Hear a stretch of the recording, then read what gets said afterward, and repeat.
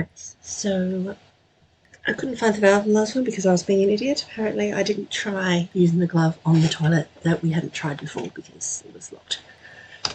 I swear I thought we did, but I must be blooming tired. So let's just get on back, shall we? Get on back, get on back, get on back, the boom. Get on back, get on back, down, down the boom.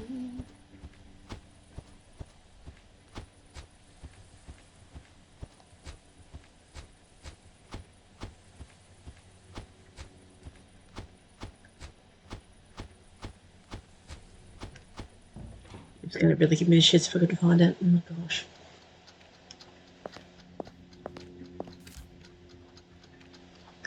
This girl and her never-ending pack of cigarettes.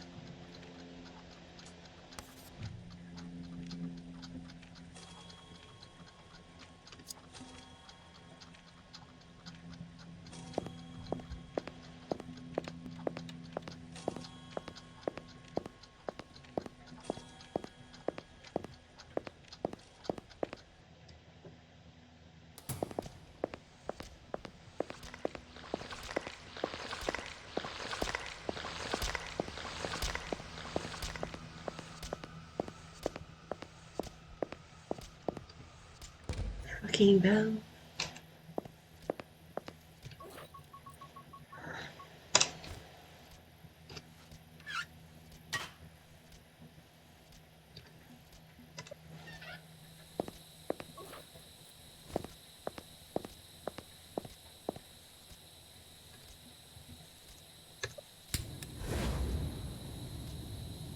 Set someone on fires.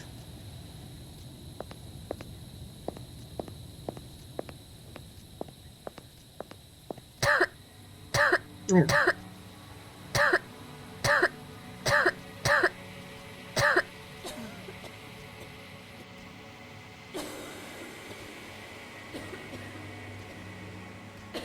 Oogie McOog.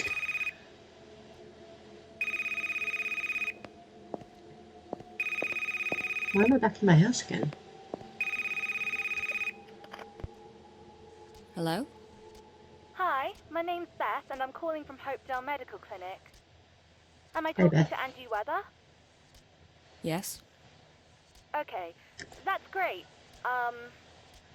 You came to us last week to run some tests. The results are in, and Are they okay? I hate this phone calls, hey.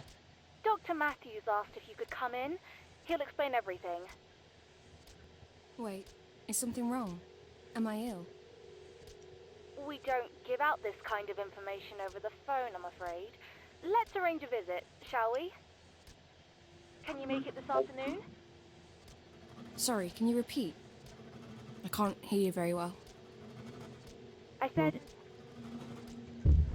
I want to help you.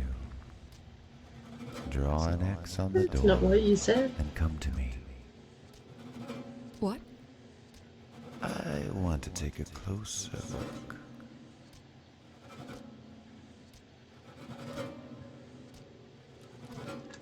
Who is it? Wait a second.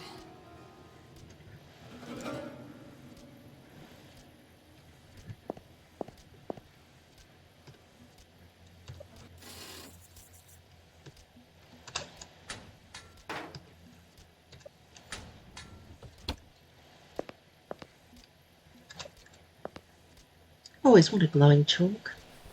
I haven't.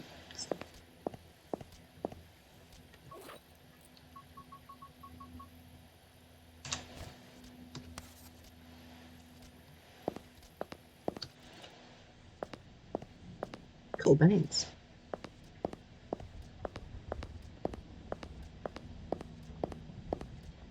Yes. I think you might actually have a chance. I Do have you a now? good feeling about you. It's your voice I heard on the phone, isn't it? Who are you?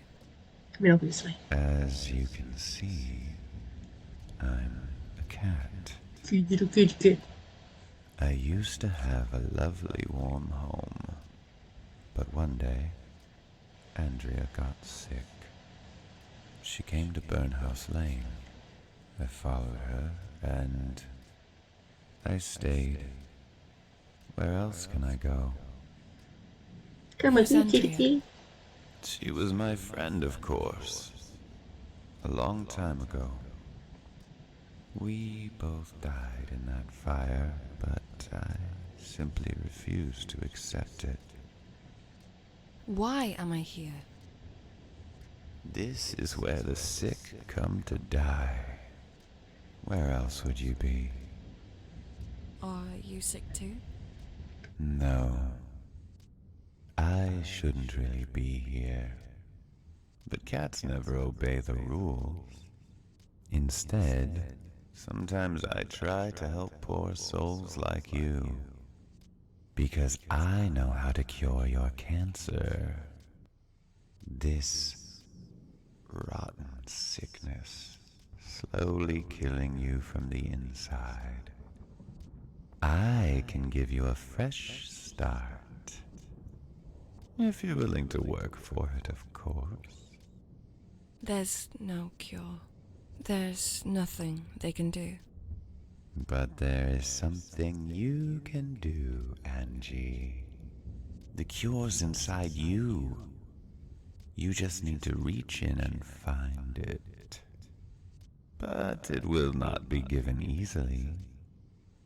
You must prove something to me first. Prove it to yourself.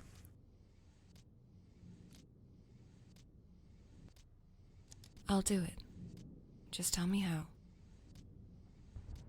I'll give you 5 tasks. Complete them all, and you will live. First task is to bring an evil man here, to Burnhouse Lane. You're going to meet him very soon. Don't let him lull you into a false sense of security, but make him follow you here instead. He won't come willingly, of course, so use the chalk you found to draw an X on the door. It'll take him straight to Burnhouse Lane if he walks through it. Here he will pay for his evil deeds. Go back now. A new day is coming. But We'll meet again soon. But now, take the door. Go back. I believe old George will need your help.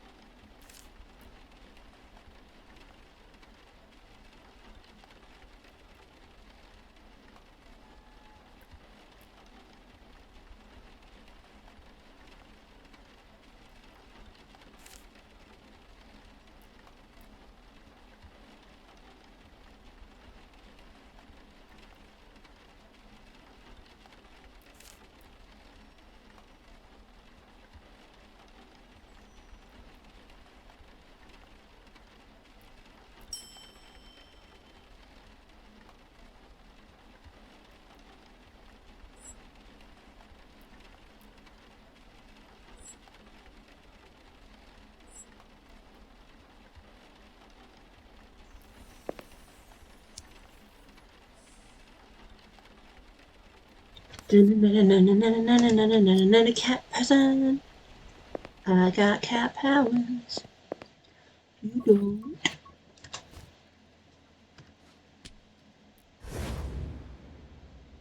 I got more cat powers. You don't.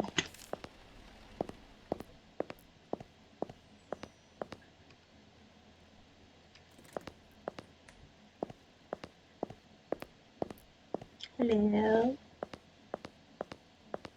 Hello. Hello, ladies. George? Pick somebody up.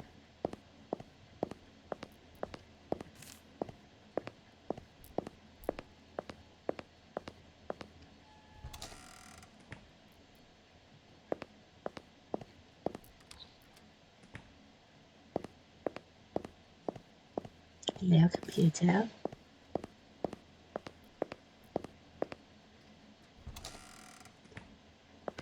Let's just toddle off downstairs and see if he's down there.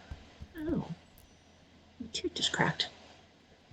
Bit blooming rude, if you ask me. I don't know what it did, but it's my channel, and I will tell you if my tooth cracked. Georgie Porgy.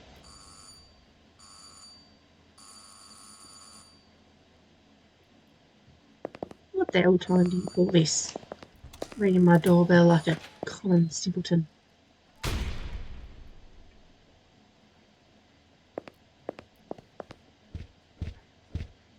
Who in the podcast are you? Morning, dear. Looking for Joyce.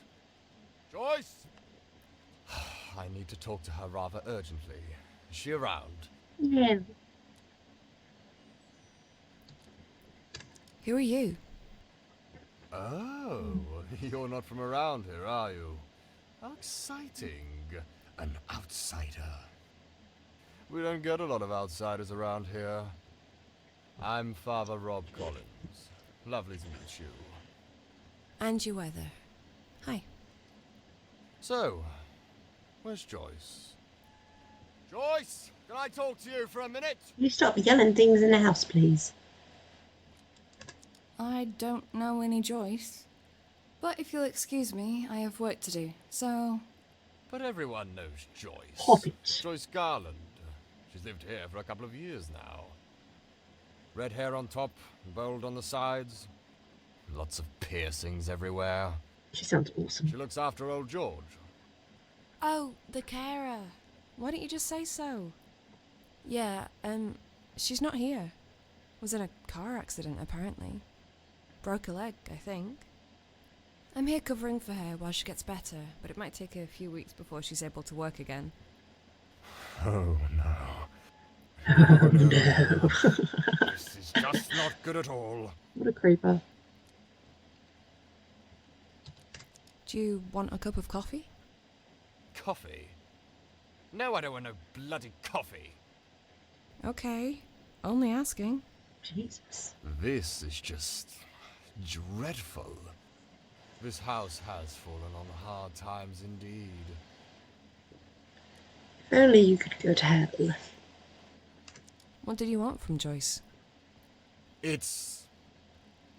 I'm afraid I'm not allowed to talk about it. I'm sure you understand that what's said in the confessional stays in the confessional.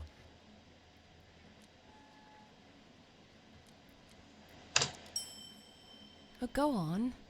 I won't tell anyone. Well, in that case, okay.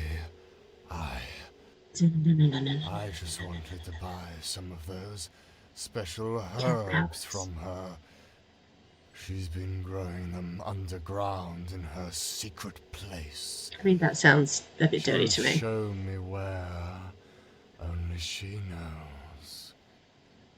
Oh. Her secret garden. Okay, I get it. You were looking to buy some pot. Sorry, just felt a little dizzy. Probably shouldn't use it for that. I mean, Funny. Take a deep breath, and you'll it's be fine. just you. What? Trust me, I'm a nurse. With cat powers. What were we talking about? God. Morning, nurse. Morning, father. What? Another one? Who are you and how did you get in? That's just Kieran. Don't mind him. He lives on the farm and does the sheep. Quite literally, I've heard people say. Don't listen to that fool, nurse. He just likes to bully people, he does. Well, you're Welsh, right? And I've seen you around sheep. I'm a bloody shepherd. Of course I'm around sheep. I look after them. I really don't want to know These how. poor creatures look absolutely terrified every time you get near them. That's exactly what I thought last time I came to your Sunday Mass, Father. And when was that, Kieran? 10 years ago? 20? Stop bickering, you two. What did you want, Kieran? Well, I was on my way to the sheep pen to feed my sheep, not do anything horrible, right? So I'm walking through the east yard towards the house. I'm not too happy, 'cause it's absolutely pissing with rain out there, and I can already feel I have water in my boots. But then guess what I see?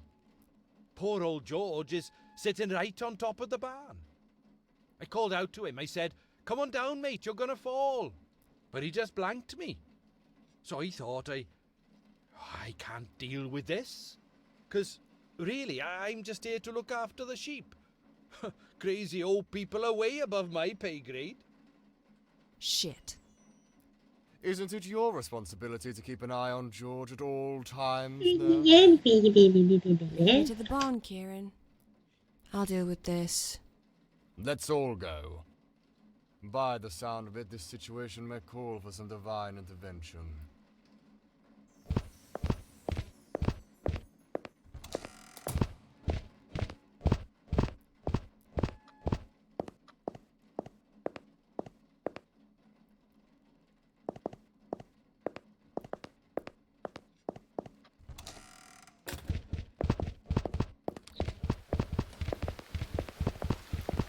Bloody rain.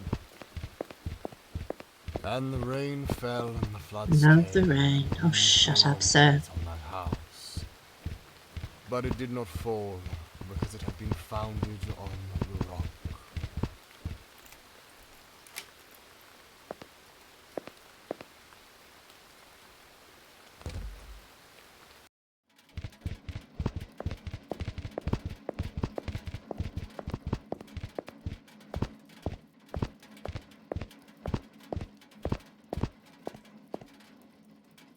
Up there. Fuck. Sorry. But why would he go up there? Why don't you tell us? You're the caretaker. George! Come down, for goodness sake! See? Nobody listens to you, mate. And neither does George.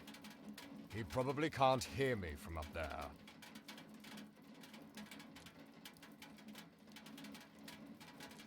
Are you any good at climbing, Kieran? Oh no. I ain't going up there, nurse. I'm sorry. The planks are all rotten through. And those ladders? Well, they weren't built for a man of my stature. Or your weight. Can you just bugger off? I don't even eat much. I got a fat gene from my mother. That makes my agility a wee low. So what? Oh, I've seen you step dancing at the village fest. No fat gene hindering you there.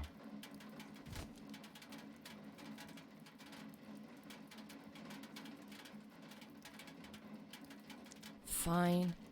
Last thing we need is you getting stuck on the roof as well. Has George done this before? I wouldn't know. I usually stay with the sheep. I swear, if you call me a bloody sheepshagger once more... Well, I've not called you anything.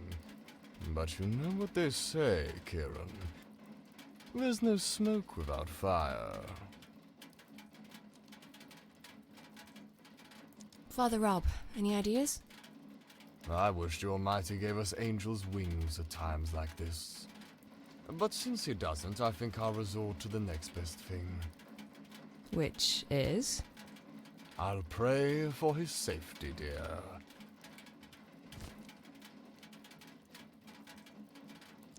I guess it's better than nothing.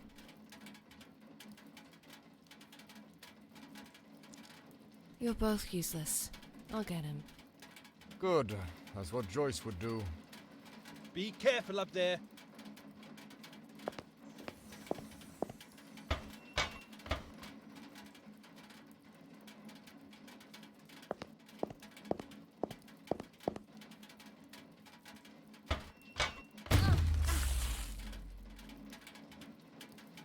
Hey, lady! You trying to kill me? Did you see that? This metal rod almost impaled me.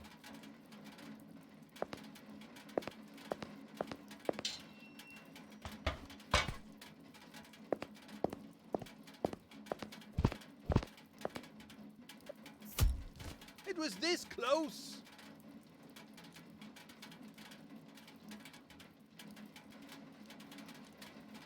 Let it go. Nothing happened.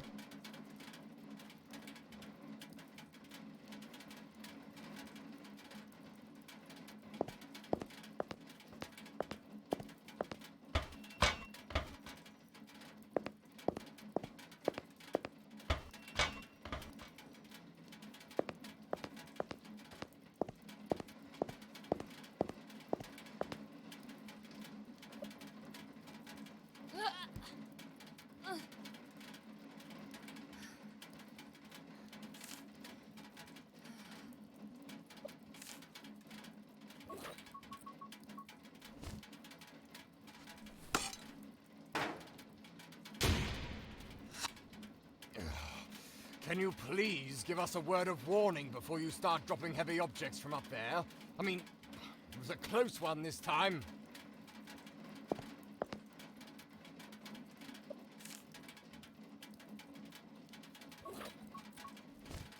Mind your heads down there. It's about to rain potatoes.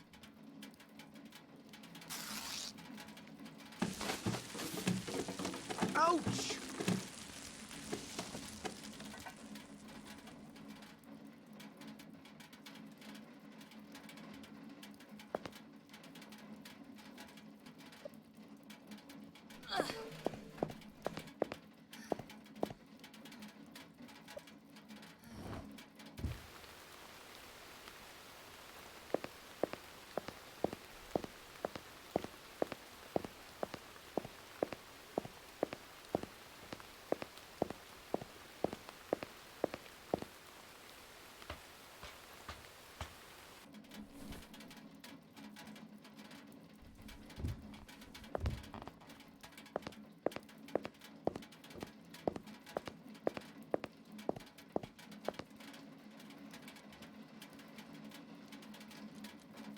Nice view, hmm?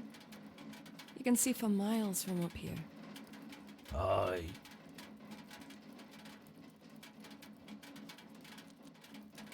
Do you mind if I sit down with you? You sure?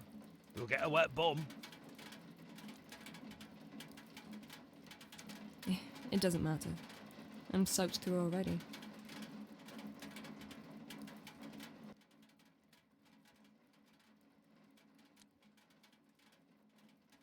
Tell me a story, George. You don't want to hear it? Yes, I do. Tell me about your life here. What was it like? Well, I've had a very good life on this farm, but it took me a while to realise that. When I was young, I wanted to go out there and see the America that I knew from the movies. See the Wild West for myself. But I never did. It used to be my father's farm, and when he passed away, he left it to me. He was an angry man, always shouted at people. Anyway, I was convinced I'd follow in his footsteps and live a mediocre life I never wanted, until something happened. It was the 4th of September, 2 years after Dad had passed away.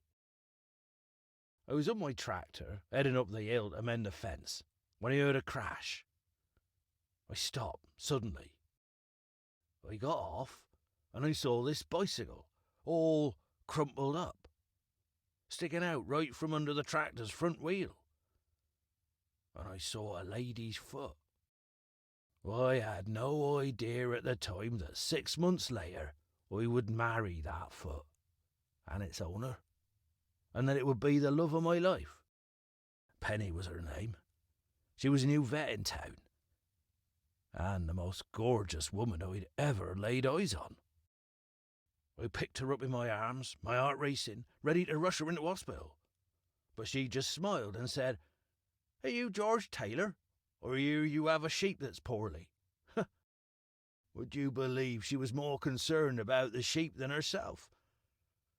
Bless her. She really loved animals more than anything. Luckily, she wasn't nearly as damaged as her bicycle. Just a couple of scratches and a sprained ankle, which was quite extraordinary, considering she'd been hit by a bloody tractor. I waited for her, with a bouquet of flowers in my right hand, and a box of chocolates in my left, right outside the hospital. We both knew that this was meant to be. My lovely darling Penny. I tell you, she turned my life upside down. The farm that I despised so much finally became a home. All of a sudden I couldn't care less about Wild West and the cowboys. Penny opened a veterinary clinic here. Then Sarah was born and we started a family. Life was good. But good lives don't last forever. They're always followed by the dark times. There was an accident one day. We had a lot more horses here back then. There was this one bad stallion. Derek, he was called. Nasty old thing. It jumped and kicked Penny suddenly while she were giving it injections. And she just flew and hit her head on the wall. She didn't die straight away. I was in the hospital with her for 3 days, watching the life in her slowly drain away. She was only 42. That's too young to go. Too young.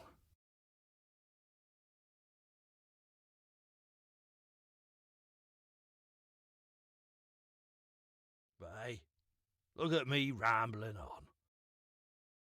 Oh, I didn't mean to bore you with my old man's stories. See you back at the house, dear.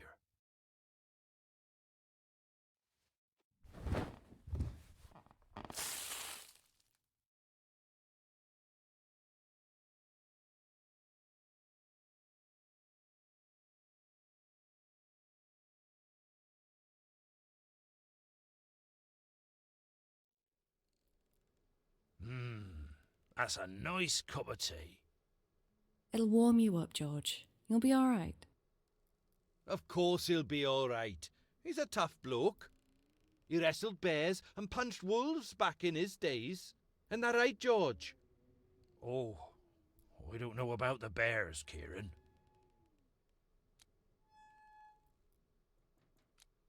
Where's Father Rob? He said he was going to look around. Yeah? I bet he's snooping again.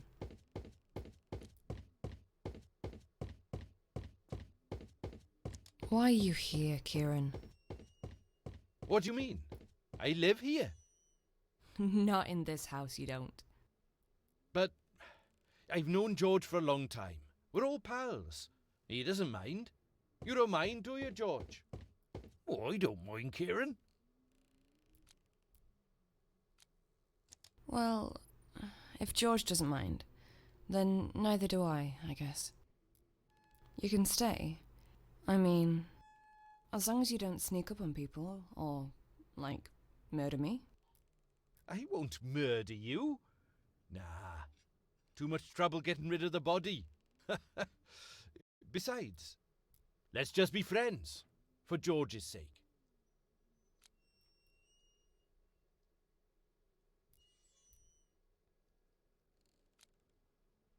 Fair enough. I'm not looking for enemies. I tell you what, I'll cook dinner for everyone first, and then we'll shoot some bottles. How about that? Oh, so you can cook too? Hell yeah, I can. I make a smashing roast lamb with Brussels sprouts and mint sauce and all. George loves it, but there's no oven in my caravan, so I'd have to cook here. I don't know, Kieran. I think we could all use a proper meal after a morning like this. But I'm going to need some cooking wine. I doubt there's any here. George has always been a sherry kind of guy. Someone say sherry? There's a bottle of red in my caravan. Could you get it for me, please? Why can't you get it yourself? A dinner like this is a lot of work. I'll never make it on time if I don't get started on the vegetables straight away. Plus, the old leg's hurting, like a son of a bitch. And you'll be walking that way anyway. Joyce always does, this time of day. To do what? To feed Richard some carrots. Richard? The horse.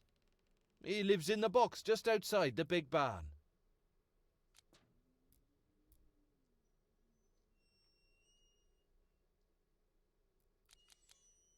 I'll go then. Anything else I should do while I'm there? Milk the cows? Harvest the crops? No. Just get the wine and give Richard some carrots so he can love you forever. Okay, but you better watch George while I'm gone. I won't let him out of my sight, nurse. What are you even doing here? Are you deaf? That man's gonna turn you into dinner. Run! We're not eating Midge. There's lamb meat in the freezer, silly. Oh, right. Then I guess you can relax, Midge. Just don't look in the freezer.